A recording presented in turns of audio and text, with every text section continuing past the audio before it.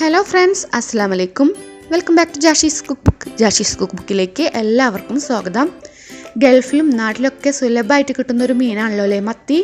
മത്തി കൊണ്ട് നമ്മൾ മിക്കവാറും ഒന്നെങ്കിൽ ഫ്രൈ ചെയ്യും, അല്ലെങ്കിൽ മുളകിടുകയോ തേങ്ങ ചേർത്ത് കറി വയ്ക്കുകയോ ചെയ്യലാണ് പതിവല്ലേ.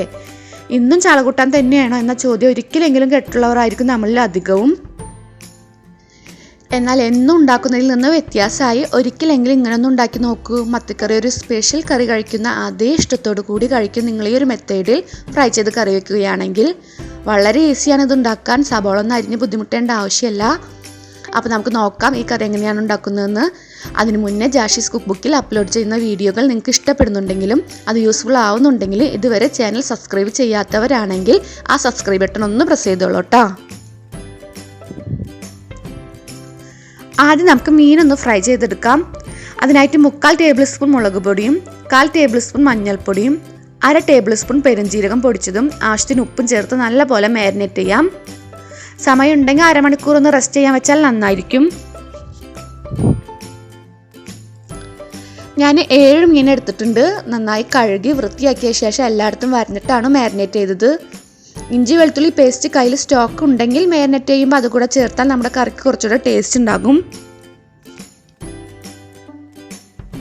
മീൻ മുഴുവനായിട്ടൊന്നും ഫ്രൈ ആവണമെന്നില്ല കേട്ടോ, ഒന്ന് ഷാലോ ഫ്രൈ ചെയ്തെടുത്താലും മതി. ഈ മീൻ ഫ്രൈ ആവുന്ന സമയം കൊണ്ട് നമുക്ക് മസാലയിലേക്കുള്ളതെല്ലാം ഒന്ന് ചതച്ചെടുക്കാം. ഞാൻ 2 സബോള, 5-10 ചുവന്നുള്ളി, 1 കുടം വെളുത്തുള്ളി, ഒരു വലിയ കഷ്ണം ഇഞ്ചി എടുത്തിട്ടുണ്ട്.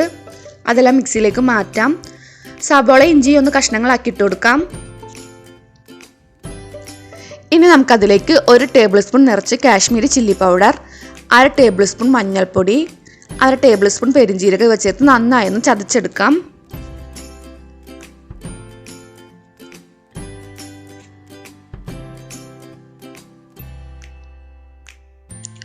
ഇപ്പം നമ്മുടെ മീനെല്ലാം ഫ്രൈ ചെയ്തെടുത്തിട്ടുണ്ട്.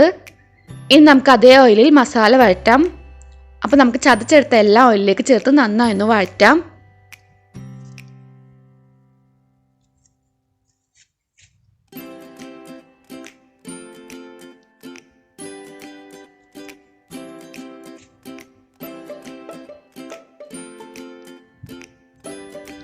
ആ സമയം നമുക്ക് കറിയിലേക്കുള്ള കുടംപുളി നന്നായി കഴുകി 1/2 കപ്പ് വെള്ളത്തിലൊന്ന് തിളപ്പിക്കാം. നമ്മൾ ഈ കറിയിൽ കുടംപുളി നേരിട്ടിടുന്നില്ല, അത് തിളപ്പിച്ച വെള്ളമാണ് ചേർക്കുന്നത്. നിങ്ങൾക്ക് വേണമെങ്കിൽ പഴംപുളി പിഴിഞ്ഞതും ചേർക്കാം. പിന്നെ നമ്മൾ ഈ കറിയിൽ തക്കാളി ചേർക്കുന്നില്ല, അപ്പോൾ അതിനനുസരിച്ച് പുളി അധികം ചേർക്കുക.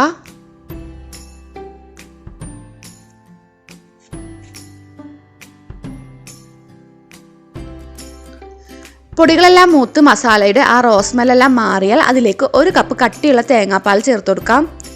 തേങ്ങാപ്പാൽ പകുതിയോളൊന്ന് വറ്റിച്ചെടുക്കണം. അതിന് ശേഷമാണ് പുളിവെള്ളം ചേർക്കേണ്ടത്.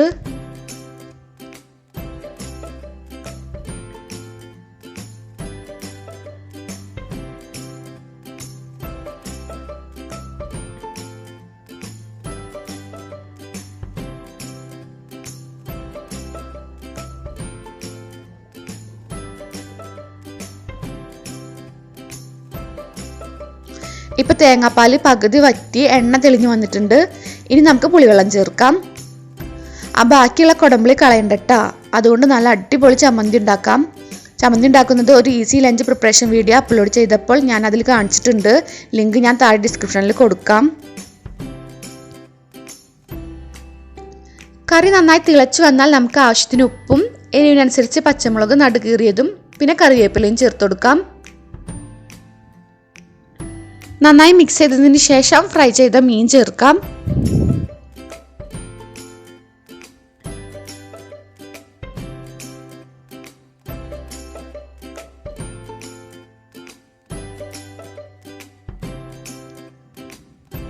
ഇനി നമുക്ക് മീഡിയം ഫ്ലെയിമിൽ വെച്ചിട്ട് കറി ഒന്ന് വറ്റിക്കണം.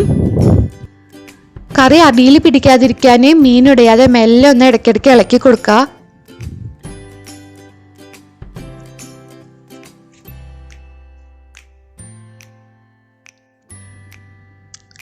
ഇപ്പം കറിക്ക് അത്യാവശ്യം വറ്റി ആയിട്ടുള്ള ഓയിലൊക്കെ മുകളിൽ നല്ല പോലെ തെളിഞ്ഞു വന്നിട്ടുണ്ട്.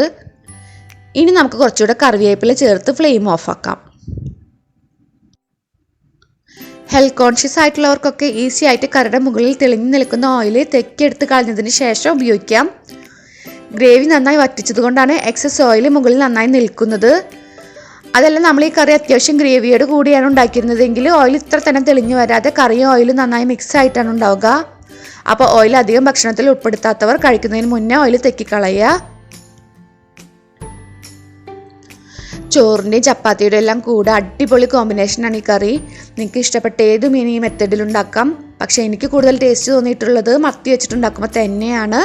അപ്പോൾ ട്രൈ ചെയ്ത് നോക്കിയിട്ട് അഭിപ്രായം അറിയിക്കാം. വീഡിയോ ഇഷ്ടപ്പെട്ടാൽ ഫ്രണ്ട്സിനും ഫാമിലിക്കും ഒക്കെ ഷെയർ ചെയ്ത് കൊടുക്കുക. ഇൻഷാ അല്ലാഹ് അടുത്ത ഈസിയും ടേസ്റ്റിയുമായ റെസിപ്പിയുമായി അടുത്ത വീഡിയോയിൽ കാണുന്നതുവരേക്കും ബൈ. അസ്സലാമു അലൈക്കും.